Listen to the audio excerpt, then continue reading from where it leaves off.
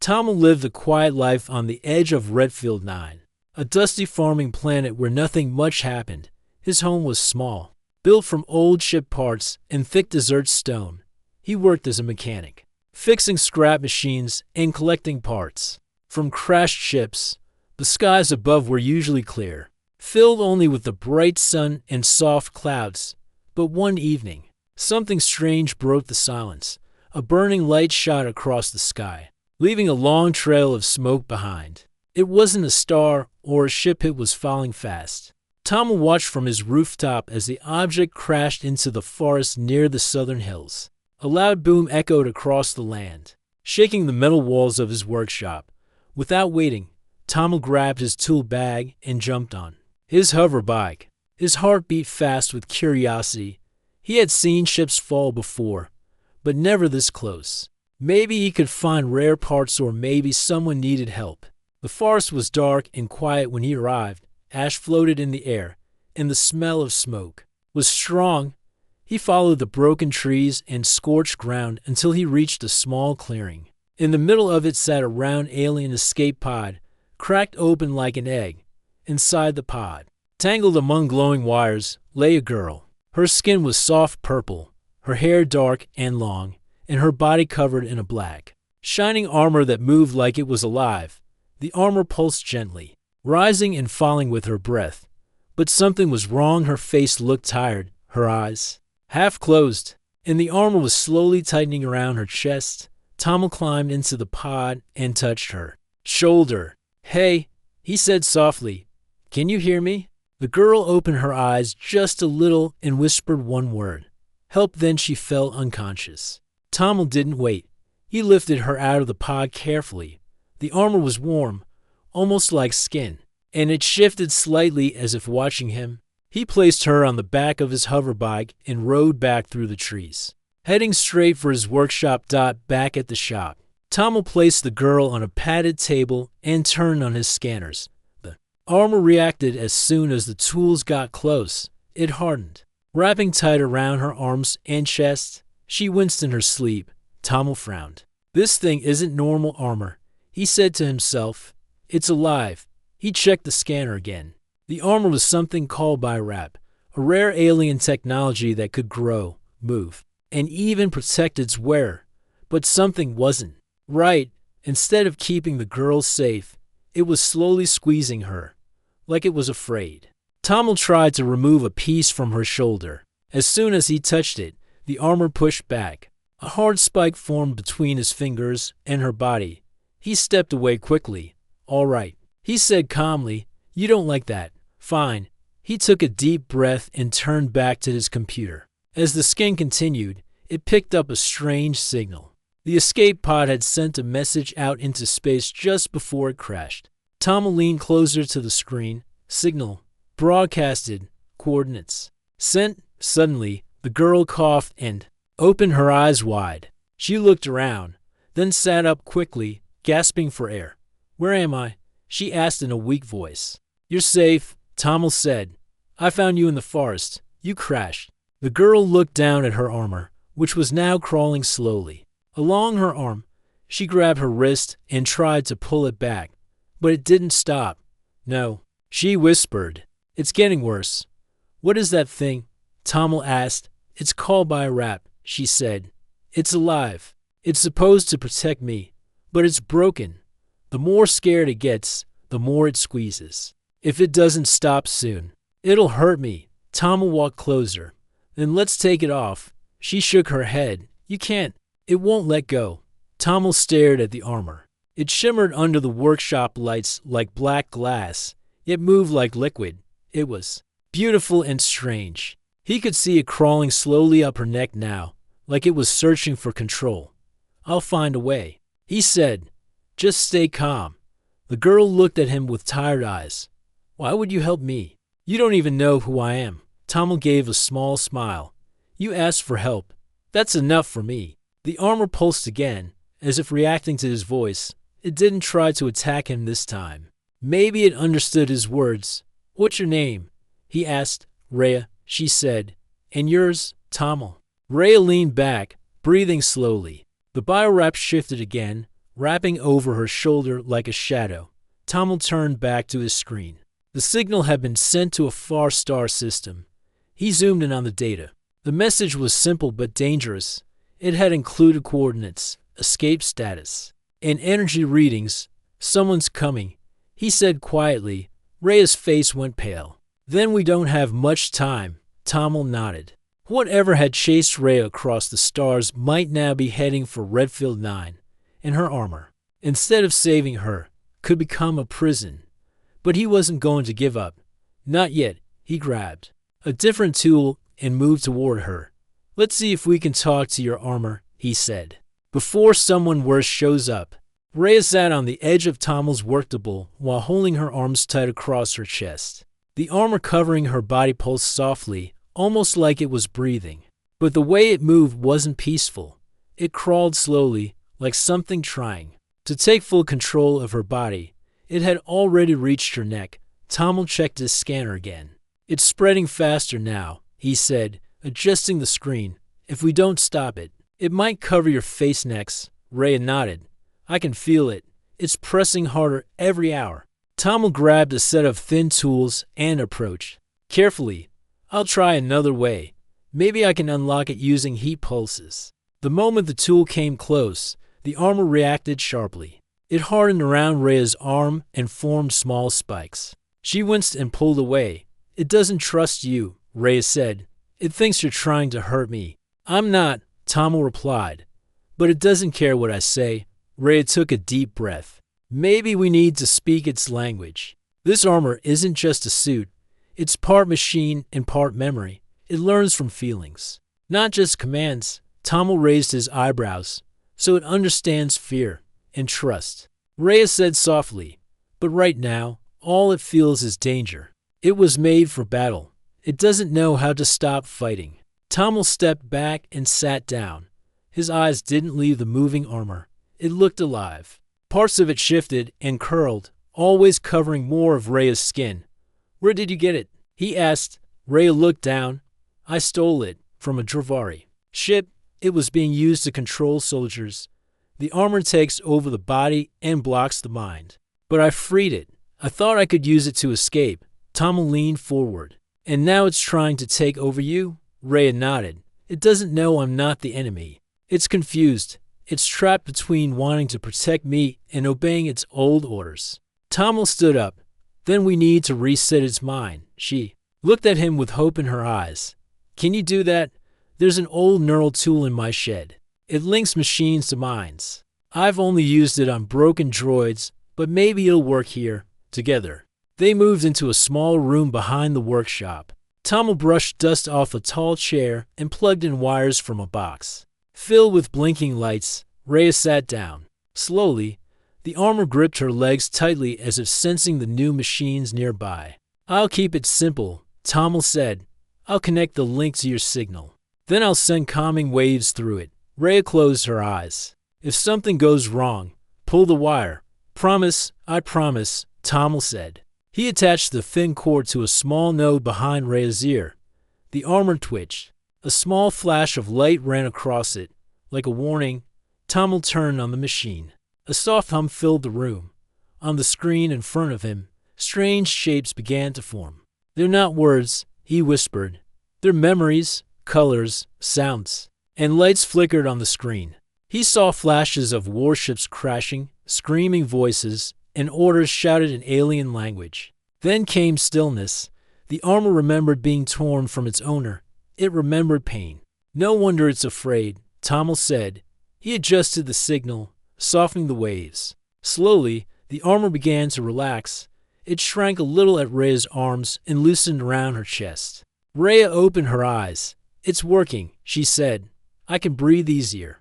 But just as things were calming down, a loud alarm rang from Tamil's computer. He ran to the screen. A red light blinked. The escape pod had sent out a final signal louder and clearer than before. Tamil's hands froze on the keyboard. Rhea, he said. That message from earlier wasn't a distress call. It was a tracker. Rhea stood up quickly. The armor flared across her back, almost like wings. The Dravari are coming, she whispered. Tamil turned to her. We Need to leave this place. If they find you here, they'll take you back, or worse. Rhea looked at him. There's a place, a bunker deep in the desert. Old Tech has hidden their stuff strong enough to override this armor completely. Tommel grabbed a small bag of tools. Then that's where we're going. The sun was setting as they stepped outside. The desert winds blew gently, and the sky turned orange and purple. Tommel led her to a larger hovercart made for long travel. Rhea climbed in, wrapping a cloth around her face to hide her skin. An armor dot as the engine started. She looked at him. Thank you, Tommel. You didn't have to help me. He smiled. You asked for help. That's enough. Behind them, the workshop lights faded. The forest was quiet again, but far above in the stars. Something was coming. The desert wind howled as Tommel's hovercart glided across the dusty ground. The sky above was deep orange, slowly turning dark blue. Rhea sat beside him, her eyes on the horizon. The biowrap armor still pulsed softly on her skin, but it wasn't squeezing her like before. For now, it seemed calm. Tommel kept his hands tight on the controls. He knew the desert well. He had traveled through it as a child with his grandfather. Now he followed the same trail toward the forgotten tech bunker hidden between the dry cliffs. How far is the bunker? Rhea asked. About an hour if the wind stays low, Tommel replied. Rhea looked up at the stars slowly appearing. The signal, it went out before I crashed. The Dravari will come. They don't stop. Once they mark a target, they follow until it's caught or destroyed. Tommel didn't look away from the path. Then we'll fix the armor before they find us. Rhea stayed quiet for a moment. She then touched the armor on her chest. It's been quieter since your machine calmed it, but I still feel it, watching everything. Is it talking to you? Tommel asked. Not with words, more like feelings, Rhea replied. Sometimes I feel fear, other times confusion. It doesn't know what to be now that it's not obeying orders. Tommel nodded. Maybe when we reach the bunker, we can help it remember what it used to be before the Dravari turned it into a weapon. The hovercart rolled over a dry hill and came to a stop near a group of large red rocks. In the middle of the rocks stood a square metal door, half buried by sand. We're here, Tommel said. He jumped down and brushed sand from a small panel next to the door. With a few button presses and a soft whirring sound, the door slowly opened, revealing a metal staircase leading down. Tommel turned to Rhea. This place was built by my grandfather. He used to hide rare tech here machines to dangerous or to strange for regular markets. Rhea followed him inside. The bunker was dark at first, but once Tommel powered it up, blue lights blinked on along the walls. The air smelled old, but the machines looked untouched. This place is amazing, Rhea said softly. Tommel smiled. I used to explore it when I was young. I wasn't allowed to touch anything back then. But now, it might save us. He led her to the back of the bunker, where a tall machine stood against the wall. It had wires, screens, and a round platform in the center. Tommel pressed a few buttons, and the platform lit up. This is a signal isolator, he explained. It can stop the armor from sending or receiving any signal. If we use it right, we can stop the Dravari from tracking you through the biowrap. Rhea nodded. Let's do it. She stepped onto the platform. The armor moved slightly, almost in warning, but she placed her hands at her sides and closed her eyes. Tommel began the process. A soft hum filled the room as energy waves passed through the armor. On the screen, he saw something strange. The biowrap was reacting to the signal. It wasn't just stopping the signal. It was changing. It's forming a new pattern. He said. Rhea opened her eyes. A pattern, yes, like it's trying to connect again. But not to the Dravari. To me. It's reaching out. Tommel placed his hand on the side panel. Let it. Maybe it's trying to trust. Suddenly, the machine made a sharp beep. The screen flashed red. Tommel looked closer. A new signal had appeared stronger than the one before. But it wasn't from the biowrap. It was coming from the sky. No, Rhea whispered. They're here. Tommel turned to her. How can you tell? Rhea pointed at the armor on her arm. It had hardened again, forming ridges like shields. The biowrap can feel them. The Dravari are close. I don't know how many, but they found us. Tommel shut off the machine and grabbed his toolkit. We need to hide, or fight, or both. Rhea stepped off the platform. There's one more thing we can do. The biowrap has a defense mode. If it fully trusts its host, it can protect instead of control. But it needs balance. It needs help. Tommel looked at her. Then let's give it what it needs. They moved deeper into the bunker, finding old energy shields and small drones. Tommel activated two small defense bots and handed Rhea scanning. "Ben, they'll come through the air first," he said. "We'll block the signal with the bunker walls. That gives us time." Rhea looked calm. Even as the armor started glowing with soft lines of green light, it wasn't squeezing her now. It was shaping itself like a suit of armor, not tight, not sharp, but smooth and protective. Tommel watched it. "It's listening to you, I think. It's starting to believe I'm not just another soldier," she said. "It wants to fight for something else now. Maybe for itself." Tommel nodded. "Then let's show the Dravari that they can't just take what they want." Outside, the wind had changed. A dark shape crossed the sky, slow and wide. The stars faded behind it. The Dravari ship had arrived inside the bunker. Two unlikely friends, one human, one alien, stood ready, not just to escape, but to stand and fight for freedom. And the biowrap, once only a tool of control, was now something more. The sky above Redfield 9 turned darker as the Dravari ship passed slowly through the upper clouds. Its surface was smooth and silent, black as coal, without windows or lights. It moved like a shadow stretching across the land. No warning, no sound, only presence. Inside the old tech bunker, Tommel stood beside Rhea, checking the signal blocking walls again. The thick metal kept the ship's scanners from detecting exact life signs. But it would not stay hidden for long. They both knew it. Rhea walked across the room, her steps light but fast. The biowrap on her skin now looked different. It no longer pulsed in panic. Instead, it flowed neatly across her limbs like flexible armor. The green glow was soft, steady, and calm. "It feels like it's sleeping," she said quietly. Tommel shook his head. "No, I think it's waiting." Rhea looked at him. "Waiting for what?" "For your choice," he replied. They both stood in silence for a moment.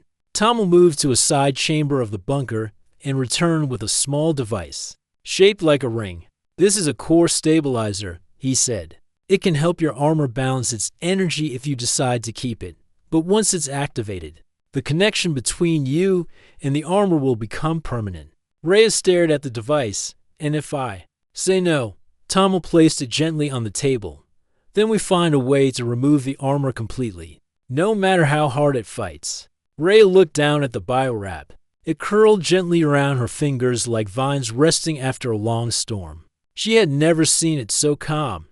Tommel watched her closely. "Why did you really take it?" he asked. She took a deep breath. "Because I didn't want to be used anymore. The Dravari wanted to force me into their army. I was trained to obey. I was told to forget who I was. But I remembered. I remember my brother, my home, my freedom. So I stole the armor, hoping it would protect me." Tommel nodded. "And now it's learning freedom too." Before they could speak again, a soft alarm beeped on the screen. A small drone outside the bunker had picked up movement. Several figures were moving through the desert toward them, fast, quiet, and armed. Tommel pulled up the camera feed. He counted 6 shapes, tall and sharp, wearing full black suits like shadows with eyes. "Dravari ground scouts. They found the entrance," he said. Rhea stepped forward. "Then we can't wait." Tommel pressed a button near the wall, unlocking the storage area. The door opened to reveal old defense tools, sonic blasters, smoke launchers, and electric traps. Nothing heavy, but enough for a surprise. "We set up inside the canyon path," he said. "It's narrow. We can slow them down." Rhea nodded. "I'll lead them in. Let the armor protect me while you trigger the traps." Tommel frowned. "Are you sure?" "Yes," she replied. "It's time to stop running." They moved quickly, through a hidden exit behind the bunker, and reached a dry canyon with high rock walls. Tommel placed traps along the path, trigger wires, energy nets, and smoke bombs. Rhea stood ahead, her armor now fully active. The biowrap stretched across her arms and legs like it knew what was coming. It formed soft plates around her shoulders and curved around her back in a smooth shell. "I can hear them now," she said. "Their signals. The armor still feels their network." Tommel checked the final trap and gave her a nod. "Be careful." The sun had fully set. The sky was black, lit only by the stars. The moment was quiet, like the world was holding its breath. Then, the silence broke. The first Dravari soldier entered the canyon, walking slowly. Behind him came more, moving like ghosts. They didn't speak. They didn't scan. They only moved forward. Rhea stepped into the open. The soldiers stopped. One raised a hand, signaling the others. Then he spoke. "Rhea, return. The armor belongs to the Order. You know this." Rhea stood tall. "Not anymore." The soldier's voice changed. "You are outnumbered." "I'm not alone," Rhea said. With one move, she raised her hand. The biowrap responded. A green wave of energy pulsed from her body, lighting up the canyon for a brief moment. The soldiers raised their weapons. Before they could fire, Tommel triggered the first trap. A shock wave burst from the rocks, knocking the lead soldier back. Smoke filled the canyon. Sparks flew. Another net launched, catching the soldiers in crackling energy. Rhea dashed forward. The armor moved with her, soft and strong. It blocked attacks and redirected blasts. Her steps were fast, her moves controlled. The armor didn't resist her. It followed her lead. Tommel stayed behind the rocks, helping trigger the traps at the right moment. He watched as Rhea moved through the smoke, the armor glowing in soft lines. She wasn't being taken over anymore. She was leading it. By the time the smoke cleared, only 2 soldiers were left standing. The others were down, trapped or unable to fight. The last 2 soldiers backed away. One of them stared at Rhea. "You think you've won?" he asked. "This is not the end. Others will come." Rhea stepped closer. "Then I'll be ready. I'm not yours anymore." The soldier hesitated. Then both of them turned and disappeared into the dark. Tommel ran to Rhea. "Are you all right?" She nodded. "Yes, and so is the armor." He looked at her. "It trusted you." "I trusted it first," she said. The biowrap rested on her now, no longer glowing in fear or battle mode. It had found peace. Tommel smiled. "Then maybe we all have a chance together." They walked back to the bunker under the starry sky. The desert wind had grown quiet again. But this time, it was not just silence. It was the sound of something changing. Not just for Rhea, not just for the armor, but for all of them. The battle in the canyon had passed, but its weight still rested in the air. Back inside the bunker, Tommel sealed the doors and checked the scanners again. The remaining Dravari had disappeared into the desert, but their signal could still be picked up in the distance. Rhea sat on the metal bench, her breathing steady. The biowrap no longer looked sharp or tight. Instead, it had taken a smooth form across her body, light armor, shaped to move with her, not against her. It no longer pulsed with fear. "It helped me," she said, her voice soft, for the first time. It didn't act on its own. It listened. Tommel nodded, adjusting the controls on the wall. "Maybe it's learning, or maybe it remembers." Rhea looked up. "Remembers what?" Tommel turned to her, holding a small metal headset. "I've been thinking. This armor, it doesn't act like a machine. It reacts like something alive. I think it still holds pieces of its past, maybe even a mind." Rhea stood up slowly. "A mind, yes," Tommel said. "When I scanned it before, I saw images, flashes of pain, voices, shapes, not data. Memories." She stared at the headset. "What is that?" "A mind link reader," he explained. "My grandfather built it to connect with damaged eyes. It lets a person see inside a machine's memory. If the armor really holds thoughts, this should let you talk to it." Rhea stepped closer. "You think I should try?" Tommel met her eyes. "It's your choice. But if you understand what it really wants, maybe you can free it or help it." She took the headset with both hands and sat back down. The armor twitched gently as if it could feel what was coming. Rhea placed the device on her head and took a deep breath. Ready, she said. Tommel activated the reader. The lights dimmed. The scanner on the wall began to show flickering lights green, blue, and gold. Symbols and shapes floated across the screen. Too fast to read. Then Rhea's body went still. Inside her mind, the world changed. She stood on a dark field, stars above her head. The ground was soft and glowing beneath her feet. Around her stood strange-shaped spark machines. Part shadows. They watched her but did not move. Then one stepped forward. It looked like a tall figure made of liquid metal, with green lines across its arms. Its face was smooth, without eyes or mouth. But somehow, she felt its emotion, fear, pain, confusion. Rhea spoke. "Who are you?" The figure did not reply with words. Instead, a rush of memory filled her thoughts. She saw a planet lush in green, filled with tall trees and singing winds. A peaceful race lived there, made of light and sound. One of them, the one standing before her, was taken by the Dravari. The memory changed. The figure was locked in a lab, pulled apart, reshaped. Its body was turned into armor. Its mind was split and chained. It could no longer speak, only obey. The biowrap was not created. It was once a living being. Rhea gasped. "You were alive. You still are." The figure showed more. Years of silence, years of being forced onto soldiers, used as a weapon. Passed from one body to another, it had. Tried to resist, but every time it fought back, it was punished. It learned to stay quiet. Until Rhea found it. She had not forced it. She had spoken to it. She had shown kindness. And now, after all those years, the armor remembered what it was like to be free. Rhea reached out her hand. "I'm sorry." The figure stepped closer.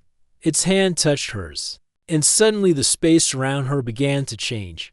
The stars grew brighter. The ground beneath them warmed. The figure finally spoke, not with a voice, but through a feeling.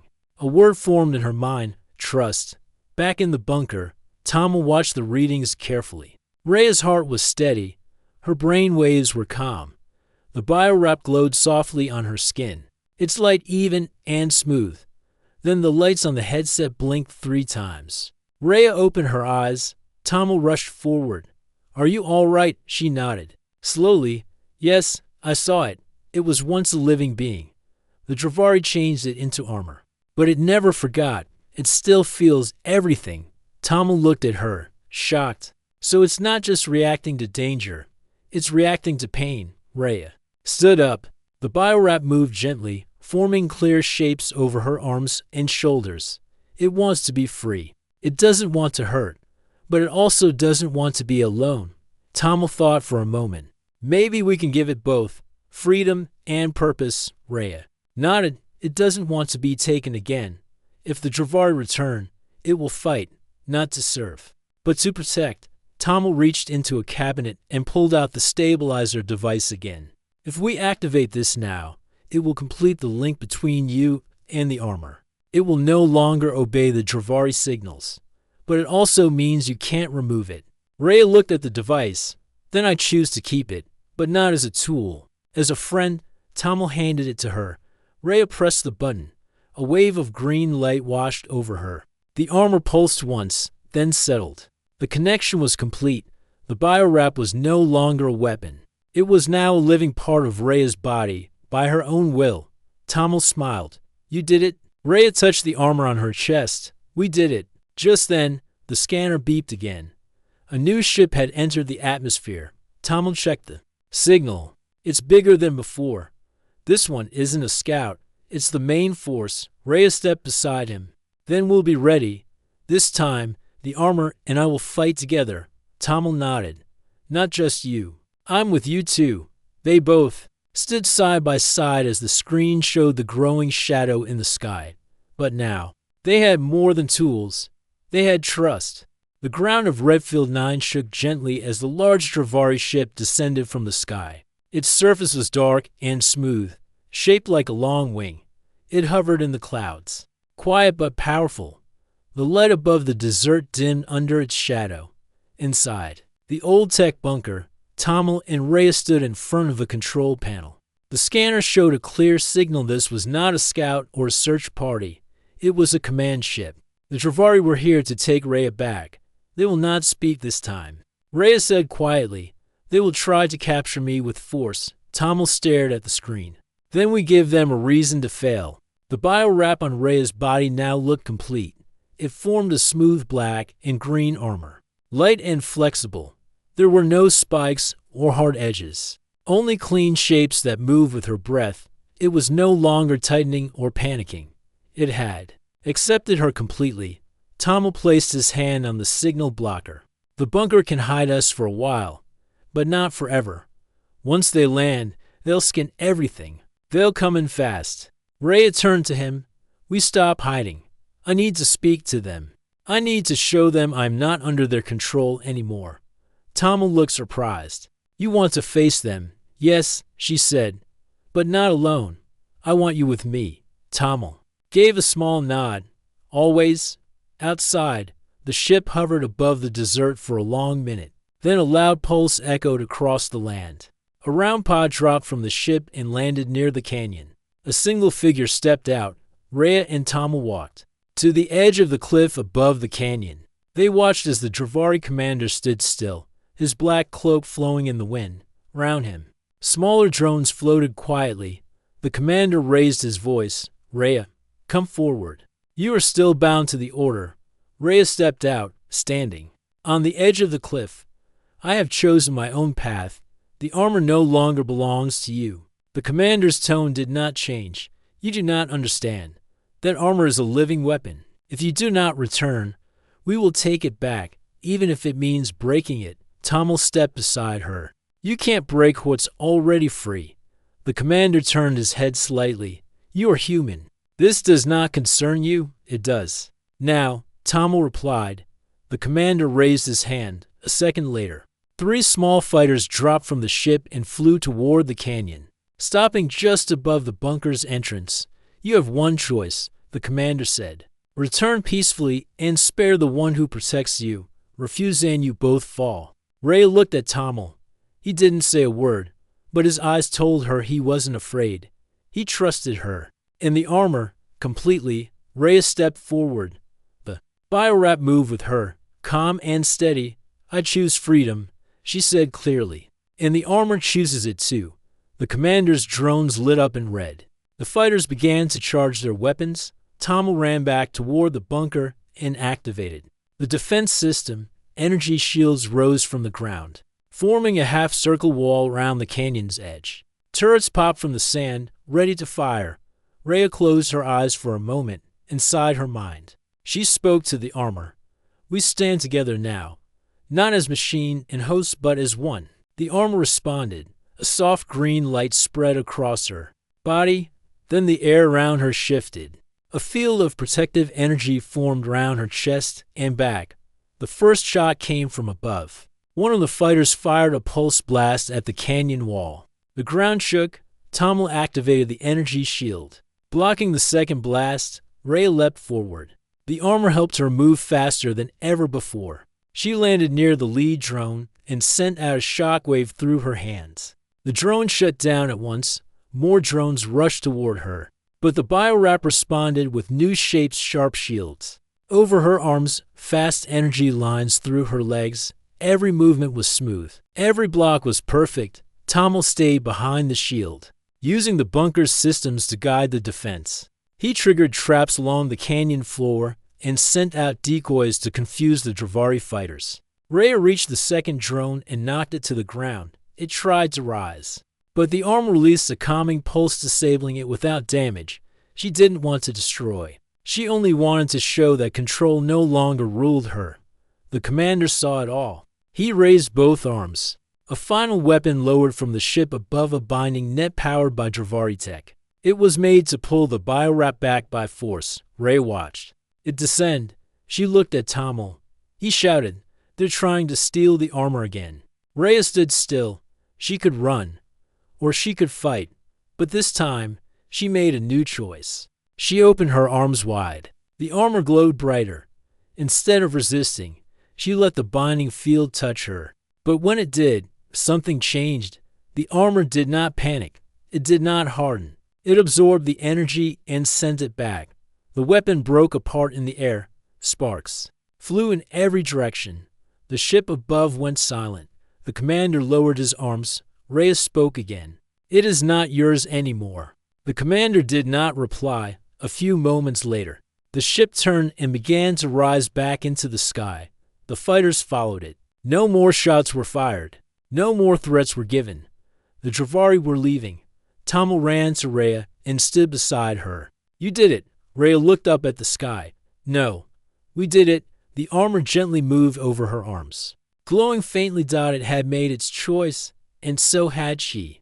The dust had not yet settled on the desert floor, but the threat was gone.